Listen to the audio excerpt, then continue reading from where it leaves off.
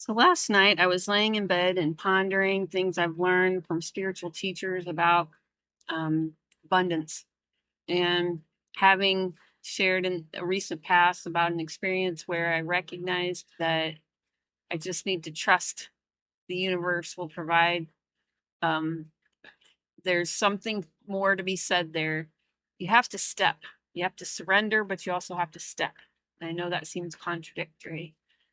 You have to step towards the fear. You have to step towards what presents itself in the moment.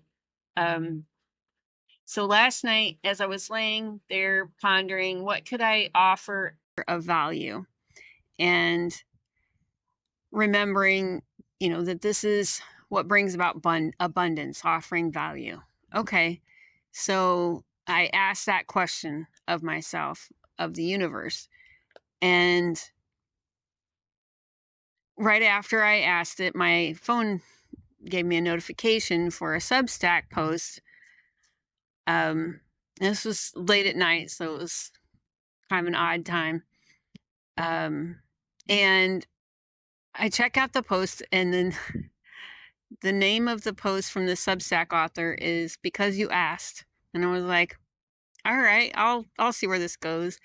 And after reading it, what I took away from it, what I was reminded of, is that there is no separation. We're intrinsically valuable. My presence is valuable, as as is all of ours. So at that point, I started thinking about what is it that I truly want in this situation. Well, what I'm after is a feeling of stability, a feeling of abundance. And how have I done this in the past, in the last few months when I've experienced this? Oh yeah, I felt I was reminded of the feeling of stability. All my needs are met. Are all my needs met right now? Yes. Do I have everything I want? No. But are all my needs met? Yes. Okay. And then I let it go and I drifted off to sleep. So the next morning, woke up and was scrolling through Facebook and found an advertisement for a debt consolidation loan that is much more suitable to my circumstance. And I was reminded that it's, again, just about trusting that what I need will show up when I need it, if I trust. Otherwise, I'm pushing it away. I'm putting it outside of myself. And this does not mean that circumstances will always look like you want them to, because we're here to be challenged. I was reminded today by a friend who asked me to read something he's going to be submitting for publication. And in it, without going too deep into the explanation of it, in it he's describing how the purpose of our being is to dance, and we are being danced. So it's if you think in terms of the universe is the masculine energy, and I'm just using this as an analogy, not as hard truth. The universe is the masculine energy, so it's the leader of the dance, and we are the feminine energy. In other words, we respond. But if you've ever watched professional dancers, the woman still has lots of potential for which she can respond to the motions that are being offered to her. She can still do different turns and twists and whatever. So there's still the freedom to act within the container, but life is going to cause you to spin around and turn and dip and all the things, and maybe you'll fall down and get back up. And that was the other thing I was thinking a great deal about this morning, is the biggest difference between people who live an abundant life and those who do not. And I'm talking financially speaking, not spiritually, because we're all part of that abundance.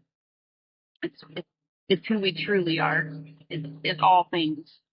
We're just a pattern that shows up in the universe. So the difference between people who experience physical abundance and those who do not, one of them anyway, is their adaptability. Life presents a challenging situation and they adapt. And I could give you so many examples, but I'll share one from a movie I watched last night called Chasing 3000. And it's based on a true story of two young boys whose family ended up having to move to California because the younger boy was dealing with muscular dystrophy, and they thought it would improve his health. And they came from Pittsburgh, Pennsylvania, and they were both lovers of this famous baseball player whose name I don't remember. Long story short, they decide they're going to travel nearly 3,000 miles by themselves, with the older brother being only having a learner's permit and the other brother not being able to drive at all. And they encounter lots and lots of obstacles, and each time through choices of their own, and then also this leader of the dance, they overcome the obstacle. And it's things such as, let's see, they get kidnapped for a little bit, and then they talk their way out of it. And then they end up at a train station, but they don't have enough money, so they hop the train. Then they hop off the train, and now they are stuck again, and somehow they end up, what was the next thing? I think they end up on a bus. I don't remember all the details. Anyways, adaptability. And there's so many examples of that in the world around us. It's how much can you stay in the flow? And when I say in the flow, I'm not talking about a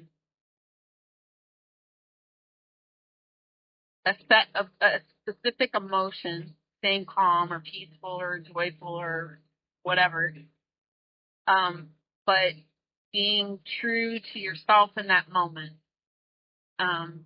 over and over and over and over. And also being willing to make small changes that move you in a new direction over and over and over and over.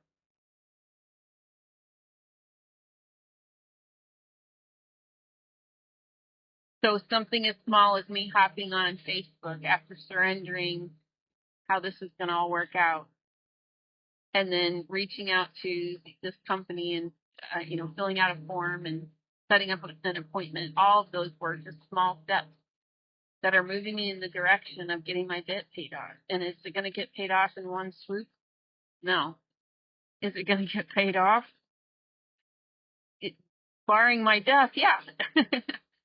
And is it moving me in a direction of more abundance? For sure, because I'll be getting rid of some substantial credit card debt that was accumulated as a result of challenges that presented themselves along my traveling journey. And instead of making a story of I'm a terrible person for having gotten into all of this debt, I'm telling myself people carry debt, whether it's a mortgage or a car payment or credit cards or whatever the case is. It happens. It's just part of the world that we live in, and it's not wrong. Can I choose to rewrite my explanation of what this means? It just means I'm carrying debt like most of the world. And it's okay. It's okay. So, all of that to say, adaptability very much relates to your mindset and not holding on to a story, not connecting yourself to pain, because for as long as you identify with that pain, you'll never be free of it. That's a quote I read today by Eckhart Tolle, and I've lived that truth. I was recently asked by a potential interested party in my services how to get into that flow state. And it's by releasing any identity that ties you to feeling like a victim. And that's hard to do. I know from experience that's hard to do. But the alternative is you continue to stay stuck in that story. And that's even harder to do. But you have to get underneath the thoughts that tell you that I have to keep holding on to this awfulness because somehow it somehow identifies me. It somehow explains who I am. No, it's an old story, and you can let go of it. And you may have to do so over and over and over. But the only way that's going to happen is to choose to ignore those thoughts. Like a salesman that calls you on the phone and you don't want to purchase what he's buying. When those thoughts come up, you don't have to fight them. Just go, that's interesting. Bye. That's it. Over and over. Don't support it with I gotta heal it, I gotta fix it, I gotta change it. No, you just gotta ignore it repeatedly until it's no longer bothering you anymore. And that's challenging. Yeah. Especially if what you experienced was really hard.